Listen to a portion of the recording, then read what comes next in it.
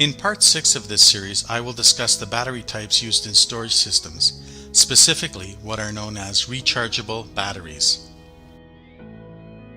Flooded lead-acid batteries are the first type that we will discuss. Here are some examples from Crown. These come in 2, 6, or 12 volts. Listed here are the highest capacity units in each voltage type. Flooded lead-acid batteries are the lowest cost batteries. They typically last about 5 to 7 years. They do, however, require maintenance each month, as the water level must be topped off with distilled water. These batteries exhaust hydrogen gas, so they need to be installed in a vented enclosure. Another type is sealed lead acid. The examples here are from Full River. These also come in 2, 6, or 12 volts. This type of battery is called AGM, or absorbent glass mat. AGM is a type of lead acid battery that requires no maintenance. These are a little more expensive than flooded lead acid, but you don't have to look after them. Typical lifespan is about 5 years or more. The last type we will look at is lithium-ion. The examples here are from Smart Battery. These are available in higher voltages than the other types, here shown as 12, 24, and 48 volts. These are the most expensive of the three types. The good news is that they can last up to 10 years. Lithium batteries like the AGM type require no maintenance.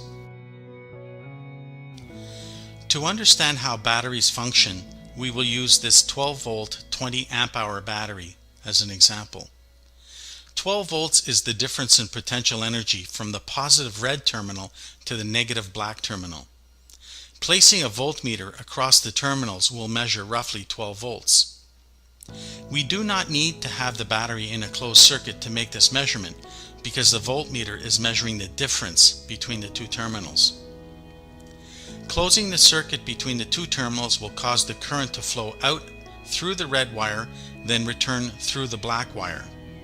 The amount of current depends on the load applied. AH stands for amp hour. Amp hour tells us the battery's storage capacity, 20 amps for 1 hour or 1 amp for 20 hours. Be careful, amp hours is not a linear function. Drawing the current from a lead acid battery slowly will produce more total amp hours than if you draw it quickly. Drawing a current over a 20-hour period could give you twice the total amp hours compared to drawing the same current over 5 hours.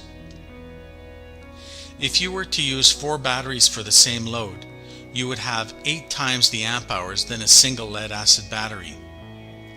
In this case, 4 times 1 equals 8. Let's zoom in on some properties of the 3 battery types and see if we can make some sense of them. Let's begin with something called depth of discharge.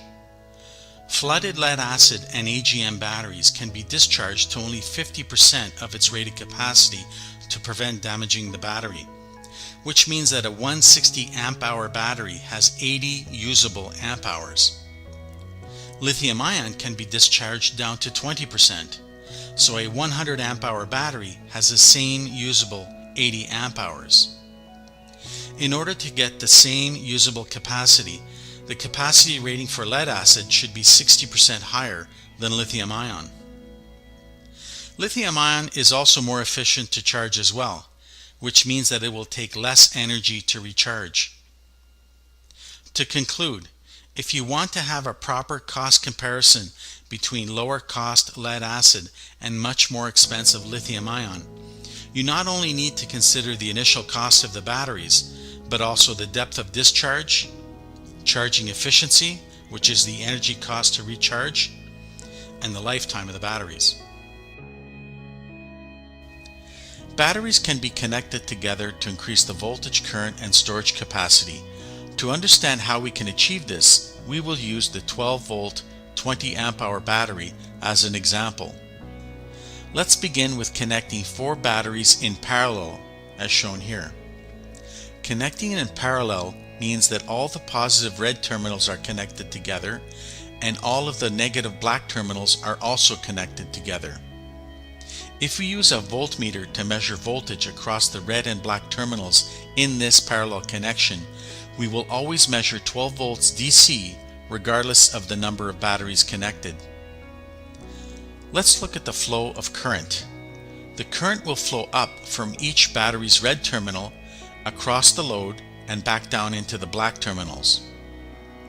If there is a 2 amp flow from each battery, this means that the bottom red wire will have 2 amps, the second wire will have 4 amps as the currents add together, the third wire will have 6 amps, and the fourth wire will have 8 amps, which will then flow across the load. The 8 amps will now flow from the load down the black wire to the first battery, where the current will now split. 2 amps will flow into the first battery, leaving 6 amps to flow down the next black wire. Another 2 amps will flow into the second battery, leaving 4 amps to flow down the next black wire, where 2 amps will flow into the third battery, leaving the final 2 amps to flow into the last battery. Recapping, parallel connections maintains the same voltage of the battery while the current from each battery accumulates, which means that the capacity in total amp hours also accumulates.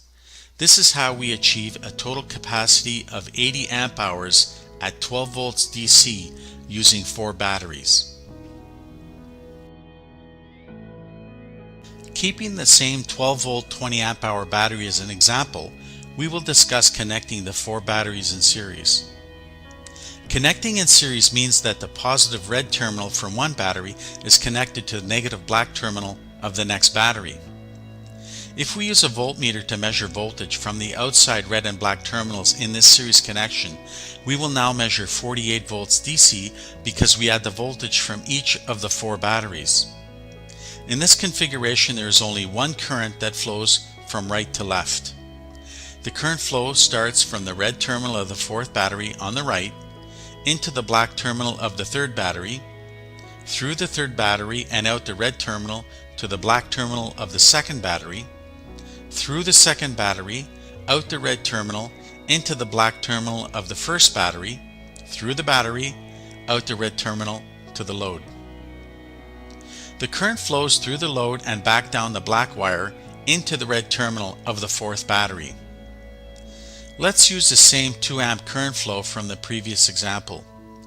In series, the currents do not add up as in the parallel example, which means that if we measure the current in any of the wires, we will always see 2 amps. Voltage is additive in series. If we measure the voltage across the black and red terminals of any battery, we would measure 12 volts DC. If we keep the voltmeter probe on the black terminal of the 4th battery and measure the voltage to each of the red terminals of the next 3 batteries, we would measure 24 volts to the 3rd battery, 36 volts to the 2nd, and 48 volts to the 1st on the far left. Recapping, series connections maintain the same current while the voltage from each battery accumulates, which means that because the current remains the same, the capacity in amp hours also remains the same. This is how we achieve a total voltage of 48 volts while maintaining the capacity of 20 amp hours using 4 batteries. We saw that when we wanted to raise the current and capacity, we connected the batteries in parallel. And when we wanted to raise the voltage, we connected the batteries in series. What if we want to raise the capacity and voltage? Connecting batteries in combinations of series and parallel is a means of raising the voltage to reach a desired input for the inverter, and also raising the current to achieve the desired capacity for powering loads. Shown here are 6 of our example batteries connected both in series and parallel. This image looks complicated, so let's try to simplify how to understand what's happening here. Think of 4 rows of 4 batteries connected in series. Each of these 4 rows has a combined voltage of 48 volts. Then we connect the 4 rows together in parallel to add the currents. Let's look at this from a different perspective. Think of the row of 4 12-volt batteries connected in series as the equivalent of having a single 48-volt battery.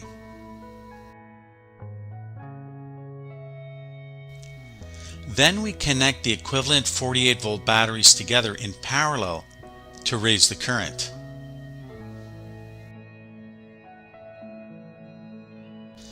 Finally, let's talk about the wires that connect the batteries. Wires have a maximum voltage rating. Electrical wires usually have at least a 600-volt rating, so we don't normally run into issues with voltage. We do, however, need to be concerned with maximum currents in the circuit, as this will tell us which gauge wire to use. The chart shows the wire gauges and the maximum current ratings. The higher the gauge number, the thinner the wire. Typical household wiring is 12 or 14 gauge, rated for 24 and 34 amps respectively.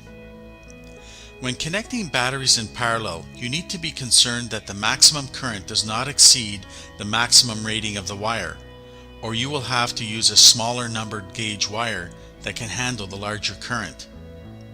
We can see that there is a cost advantage to raising the voltage in series in that the current remains lower.